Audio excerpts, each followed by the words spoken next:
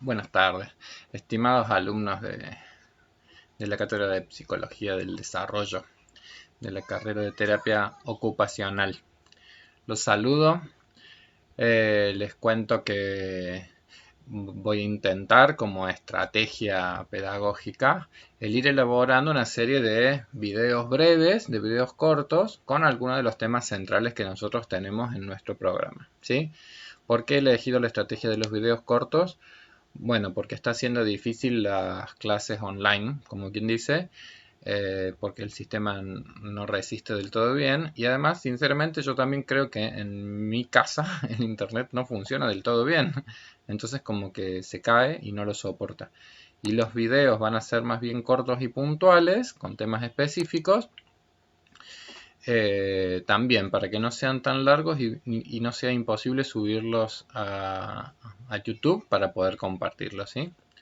Bueno, me voy a concentrar ya en uno de los temas de la unidad 1 que nos han quedado pendientes, de los cuales no hemos desarrollado absolutamente nada, y que tiene que ver con las metodologías de la investigación, ¿sí? Ustedes en el texto, vamos a ir acá, pero en el texto de Feliciano Villar,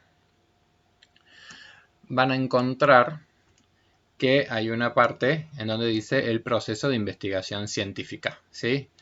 Entonces, cuando nosotros hablamos de la investigación científica, básicamente lo que nos interesa es tener en claro que en nuestra formación, digamos, profesional, uno tiene que poder dar cuentas de dónde surgen los conocimientos o qué tipo de fundamento tienen los conocimientos que uno va a emplear.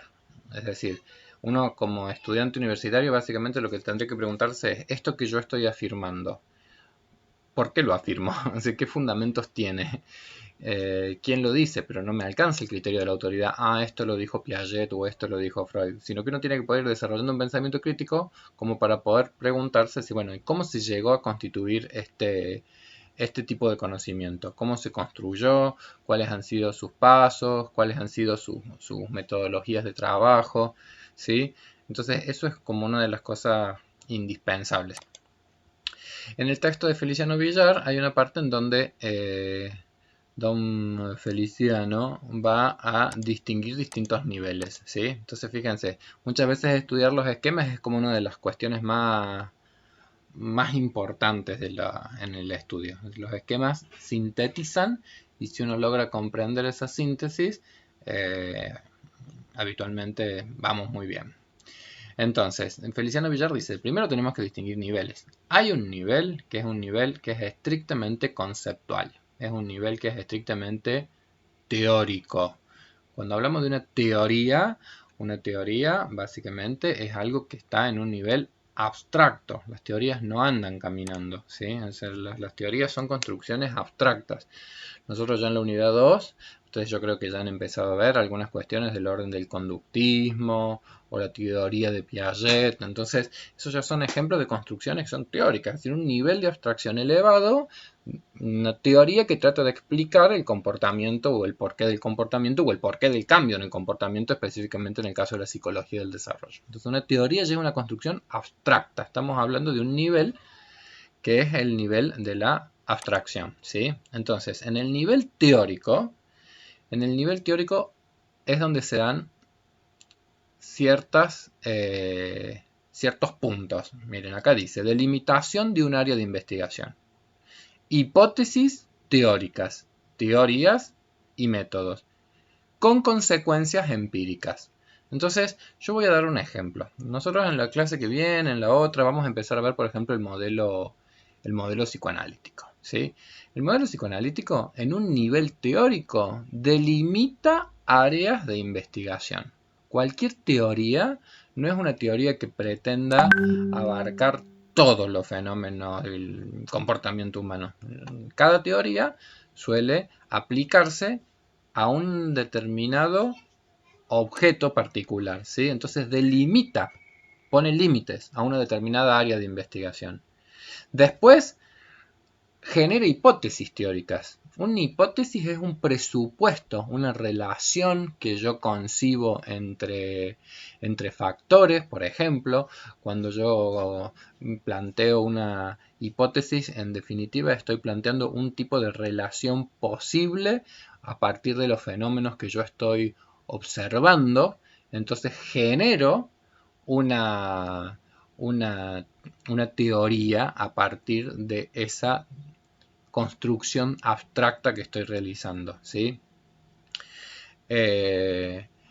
Por poner un ejemplo, cuando veamos la dimensión psicoanalítica, si uno podría decir, bueno, una hipótesis teórica que maneja el psicoanálisis es que hay un mecanismo psíquico que se llama represión, por poner un ejemplo.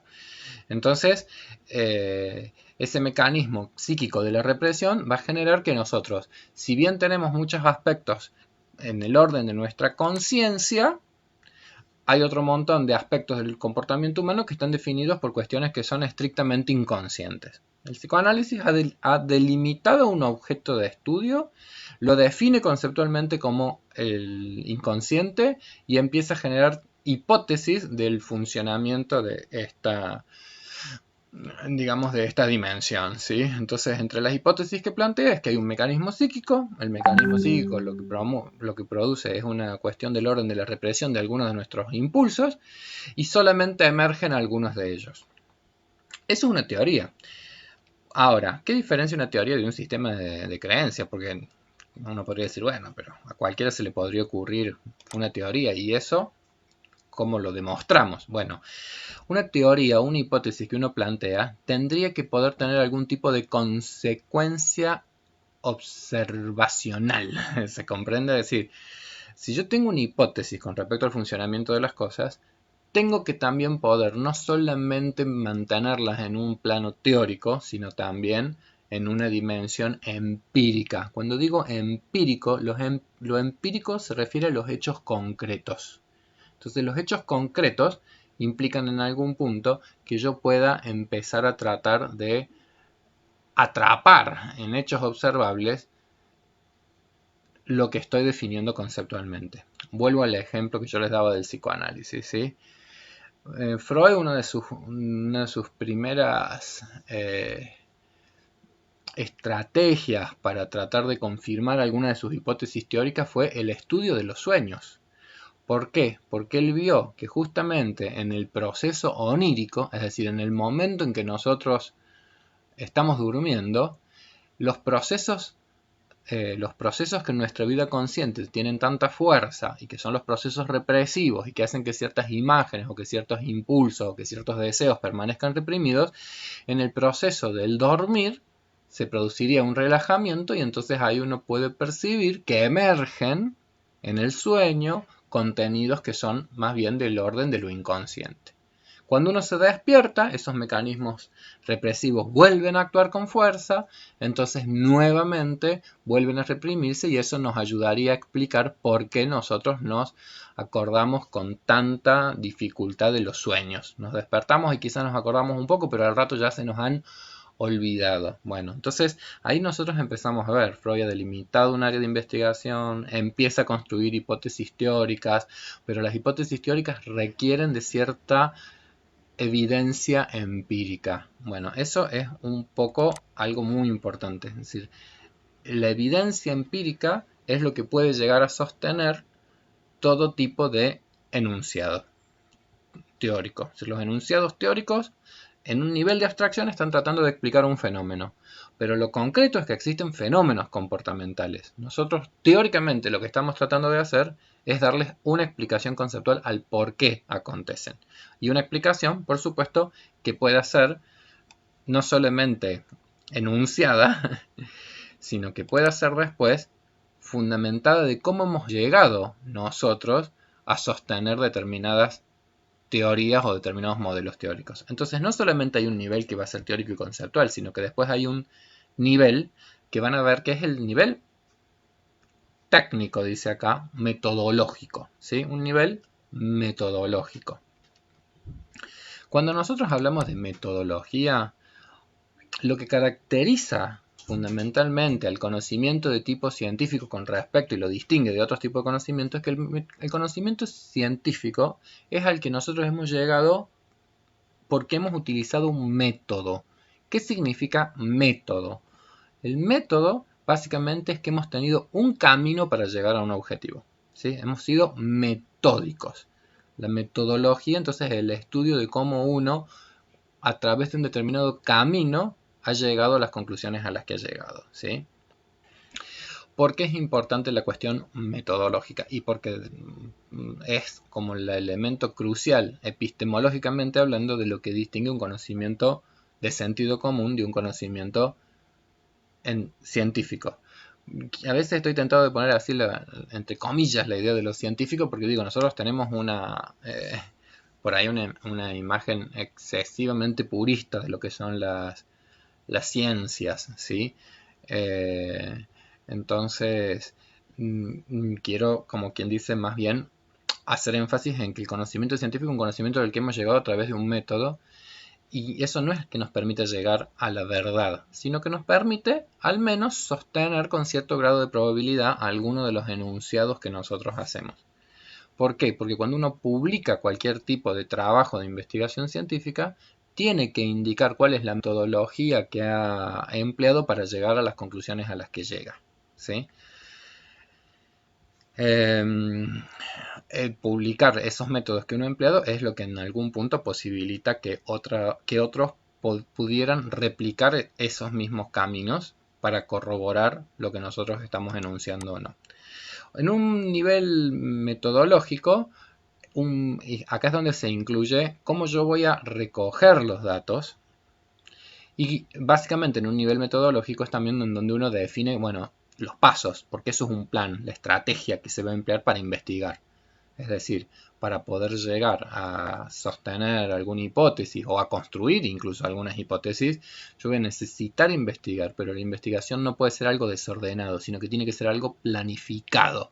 Planificado quiere decir que tiene un orden, planificado quiere decir que hay primero una pregunta que yo me estoy haciendo, una pregunta de investigación. Entonces voy a tener una pregunta de investigación, y esa pregunta de investigación, para poder tratar de darle respuesta a esa pregunta de investigación, voy a buscar una estrategia para recoger la evidencia empírica que me permita dar respuesta a esa pregunta de investigación que tiene que estar en la base de todo plan.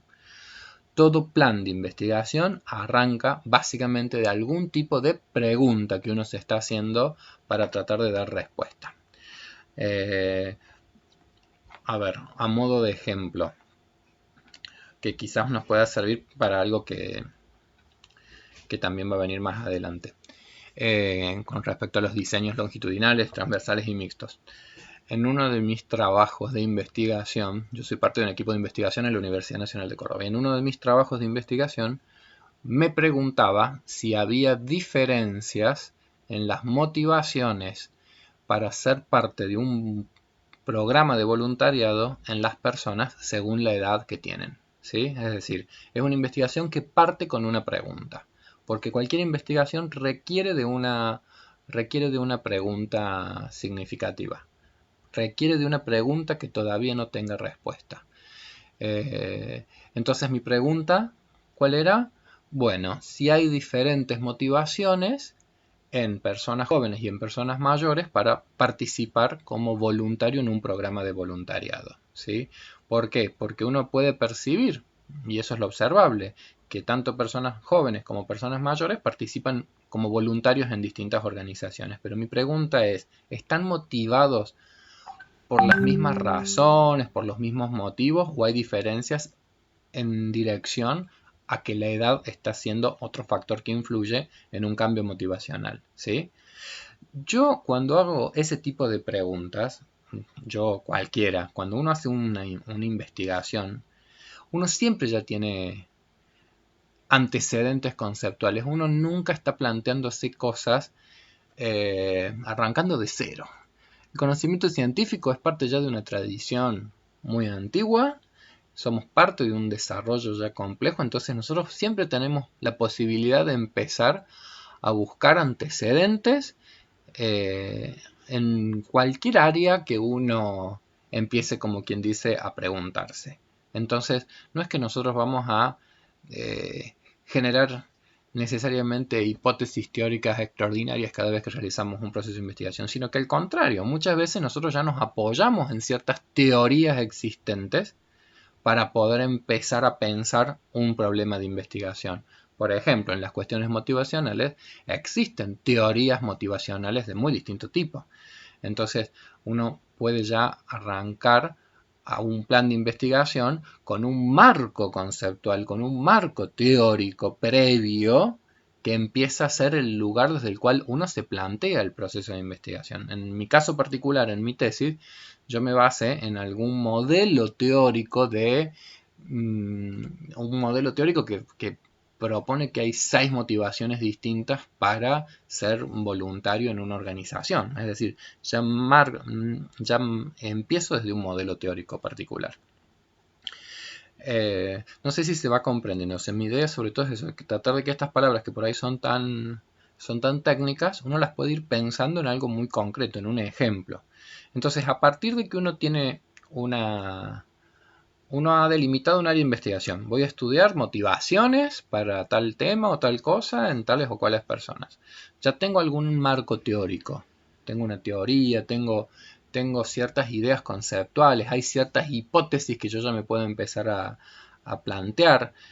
Entonces yo ahora lo que tengo que ir es a la dimensión metodológica y técnica. Es decir, a poder ya realizar hipótesis que sean empíricamente comprobables y poder entonces determinarlas. Si mi pregunta ha sido si hay diferencias en las motivaciones en personas de distintas edades, empíricamente yo voy a necesitar, y este ya va a ser parte de mi plan, yo voy a necesitar buscar a personas de distintas edades que sean voluntarias en organizaciones y a ellos probablemente tener que escoger alguna estrategia para recabar información.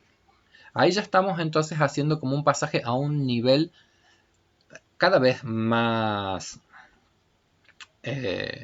específico, que vendría a ser el nivel estadístico o el nivel analítico, en donde yo específicamente voy a ver de qué manera voy a hacer, por ejemplo, la recogida de los datos, ¿sí? Con qué tipo de estrategia particular, si va a ser una estrategia o una metodología experimental, si va a ser una estrategia no experimental. Voy a hacer toda una cuestión de reunir entonces esos datos, y esos datos son los que me tendrían que posibilitar a mí este interjuego de volver a un nivel teórico, porque los datos que yo junte y las evidencias que se me aporten, a mí me van a permitir retroalimentar y volver a repensar si desde las hipótesis de las cuales yo he partido, efectivamente he encontrado corroboraciones o me están exigiendo que yo revise algunas de mis ideas previas, ¿sí? Los modelos, bueno, en esta dimensión más estadística o más analítica, nosotros vamos a ver que muchas veces las recogidas de datos o las reuniones de datos nos permiten también realizar determinadas inferencias estadísticas, ¿sí? Bueno, estos son como los niveles que plantea don Feliciano Villar, que está bueno tenerlos en mente, pero lo mejor sería que uno pudiera llegar a como ejemplificarlos. Cuando uno logra ejemplificarlos, probablemente es el momento en donde uno más ha llegado a su comprensión. Bueno, vamos a avanzar sí un poquito más, porque cuando habla de métodos de investigación, acá hace como una diferenciación bastante tajante, que son los métodos experimentales y los métodos no experimentales. Entonces, ustedes cuando encuentren los métodos en las metodologías de investigación, ¿de qué hablamos cuando hablamos de un experimento? ¿Sí?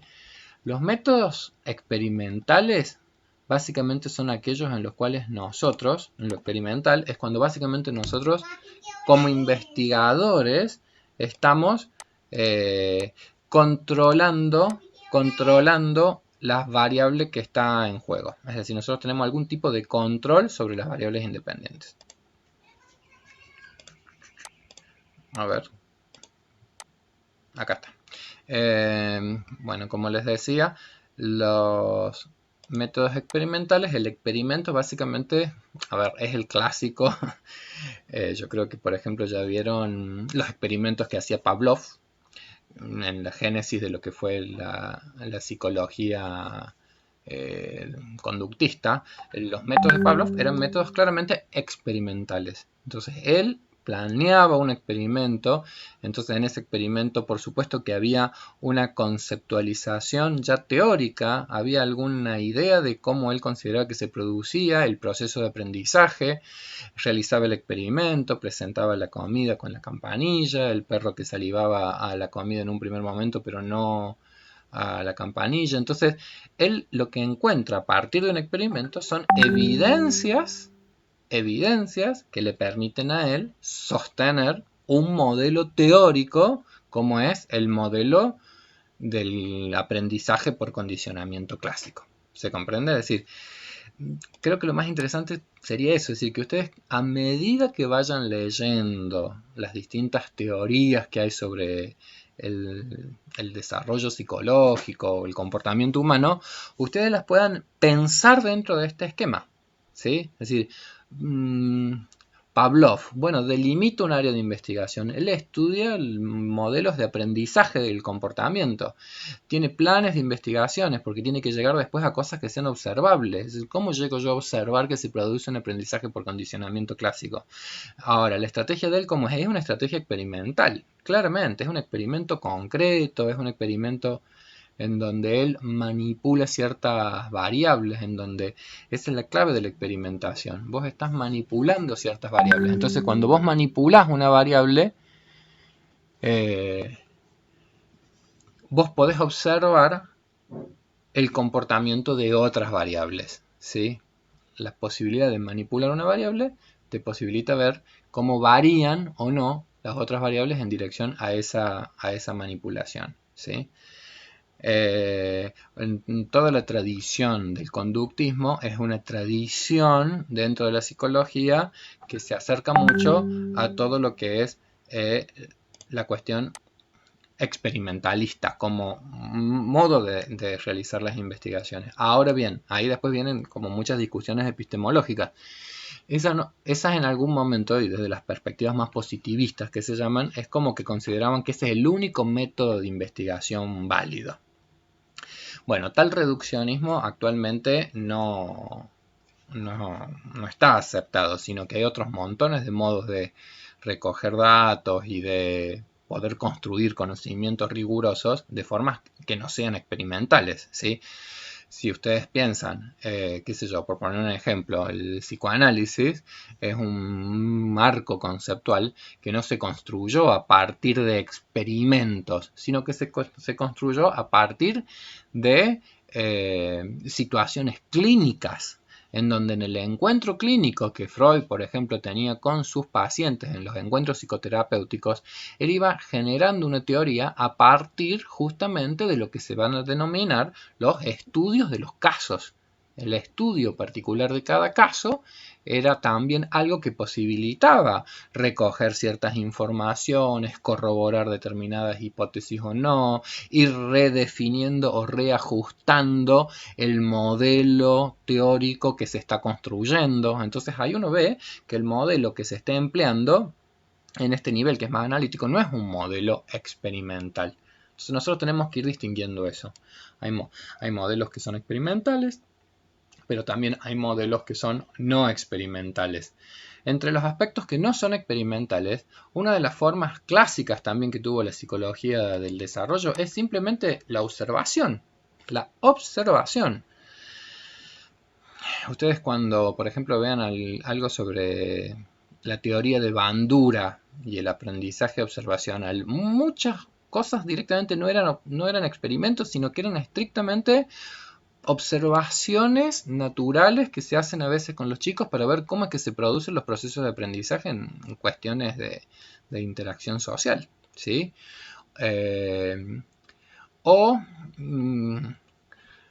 Sin llegar a los grados de experimentaciones, simplemente muchos de los comportamientos de los niños han sido muy bien descritos y bastante bien explicados a partir de estudios que son estrictamente observacionales, aunque siendo por supuesto que observaciones muy sistematizadas, muy sistemáticas. Además de las cuestiones observacionales están los estudios correlacionales. Bueno, ¿qué es un estudio correlacional? Una correlación es cuando yo empiezo a hipotetizar una relación entre dos variables, ¿sí? Entonces mi pregunta es, ¿qué grado de correlación, es decir, cómo se relacionan dos variables entre sí? Las correlaciones pueden ser de índole directa o inversa, es decir, cuando yo digo que hay una correlación directa entre variables, significaría que cuando una aumenta, la otra también aumenta. ¿Se comprende? Entonces, o cuando una disminuye, la otra también disminuye, ¿sí? Entonces, por ejemplo, uno podría preguntarse, ¿estará relacionada, estará correlacionado, eh, por ejemplo, a ver un ejemplo que sea sencillo, ¿estará correlacionada la satisfacción que vos tenés con la vida, con el grado de neuroticismo que vos tenés? Neuroticismo es dentro de un marco conceptual de la personalidad. El neuroticismo vendría a ser el grado de irritabilidad, eh, terquedad, malos modos para comprender las cosas y la vida, enojo, disgusto. Bueno, entonces a mayor neuroticismo, muchas investigaciones han sido de índole correlacional, es decir, tratamos de medir a ver qué grado de neuroticismo tiene una persona y qué grado de satisfacción con la vida tiene. No se han encontrado en general correlaciones positivas, sino que se han encontrado correlaciones inversas, negativas que vendrían a ser. Es decir, las personas más neuróticas suelen ser personas que están muy poco satisfechas con su vida. Las personas muy poco neuróticas suelen ser personas que están muy satisfechas con su vida. Entonces, ¿qué se encuentran en esos estudios correlacionales? Bueno, lo que se encuentra es justamente ver qué relación empiezan a tener ciertas variables en estudio. ¿Por qué? Porque el comportamiento humano no es algo totalmente azaroso, sino que responde a ciertas regularidades. Una correlación vendría a ser una regularidad que logramos descubrir entre dos variables. Entonces, por poner un ejemplo, voy a darles otro ejemplo. Si yo estudiara, que además en el caso de la psicología del desarrollo, muchas veces se hacen estudios en donde lo que correlacionamos es la variable edad con otras variables. Entonces, por ejemplo, ¿cómo se correlaciona la edad de las personas con la velocidad con la cual resuelven algún tipo de tarea? ¿Sí? Por ejemplo, la velocidad para reaccionar ante un determinado estímulo. Bueno, hay muchos estudios que, por ejemplo, ahí muestran correlaciones inversas entre a mayor edad, menor velocidad de procesamiento. ¿Se comprende? Entonces ahí uno empieza a encontrar patrones regulares de funcionamiento y encuentra, digamos, enlaces que nos permitan empezar a explicar cómo correlacionan algunas variables cuando uno las investiga, ¿sí? Además de los estudios correlacionales, aquí aparecen todos lo que se denominan las metodologías cualitativas. Así como los experimentalistas buscan lo cuantitativo, o los estudios correlacionales tratando de medir y tratando de mensurar y tratando de ver entonces cómo estos valores correlacionan o no, y ha habido como un énfasis grande en tratar de mensurar las dimensiones que se está estudiando, así como está una tradición más cuantitativa, hay toda otra tradición de investigación que es de corte cualitativo. Cuando hablamos de cuantitativo hablamos de cantidad, en cambio cuando hablamos de cualitativo hablamos de cualidades, ¿sí? Entonces, dentro de los estudios más de corte cualitativo, ahí, por ejemplo, ahí van a encontrar cuando dice esto los estudios de caso, lo que yo les decía de, qué sé yo, de Freud. Es decir, ¿qué validez tiene? De repente los defensores de los estudios más cuantitativistas dirían, bueno, ¿qué validez puede tener que vos estudies a un solo sujeto? Y sin embargo, para la construcción teórica, un caso puede ser muy significativo para un proceso de investigación. Un caso puede ser lo suficientemente interesante como para poder empezar a inferir y a descubrir regularidades, que después también puede ser investigado con otras metodologías.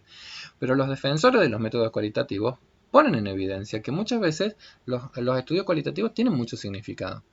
Un caso, como el caso Dora en el caso de Freud, o por poner otro ejemplo, todos deben conocer ustedes, haber escuchado alguna vez del mal de Alzheimer. Bueno, el mal de Alzheimer empezó a investigarse y empezó a estudiarse a partir de un caso clínico del doctor Alzheimer con un paciente, en donde a partir de ese estudio específico de casos es que después pudo realmente avanzarse muchísimo en esa área de investigación.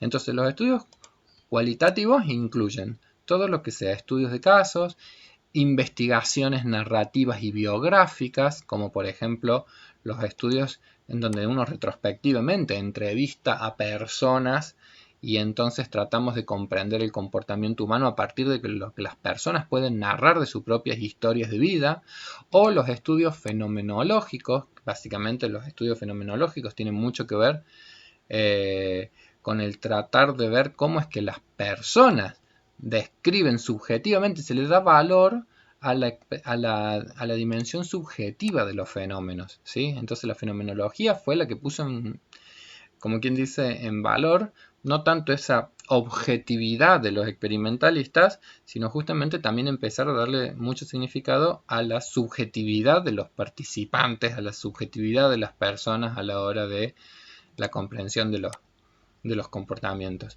Y las investigaciones etnográficas, por ejemplo. Bueno, las investigaciones etnográficas es justamente cuando nosotros, para tratar de comprender también los fenómenos, lejos de encerrarnos, como quien dice, en los laboratorios de experimentación, las investigaciones etnográficas es cuando nosotros nos metemos muy en el campo, en el lugar, en el contexto social real, en el cual muchos de los comportamientos humanos acontecen, que de repente pueden estar bastante transfigurados en un contexto... Uy, vamos a cerrar la ventana, que entra mucho ruido, en un contexto de un laboratorio, ¿sí? Bueno, en dirección a lo que yo había dicho, que es que no tengo que hacer unos videos tan largos, voy a cortar ya. 30 minutos es un montón. Entonces esta primera parte, por lo menos, hemos empezado a dar un pantallazo en todas estas dimensiones que son epistemológicas, metodológicas y ligadas a lo que es tener como una base que nos permita después, cuando estudiemos las distintas teorías, todo el tiempo estar pensando en eso, es decir, como con ese esquema. Si logramos eso, yo ya me doy por contento. Es decir, a ver esto que estoy estudiando, esto que dice Piaget, esto que dice Freud, esto que dice cualquiera de los autores que estemos investigando. Es decir, qué objeto de estudio está delimitando, qué hipótesis se está planteando, bueno, pero cómo lo investigó, cuáles fueron las metodologías que permitieron llegar a esas conclusiones, etcétera, etcétera. Bueno, muy bien. Pausa por aquí.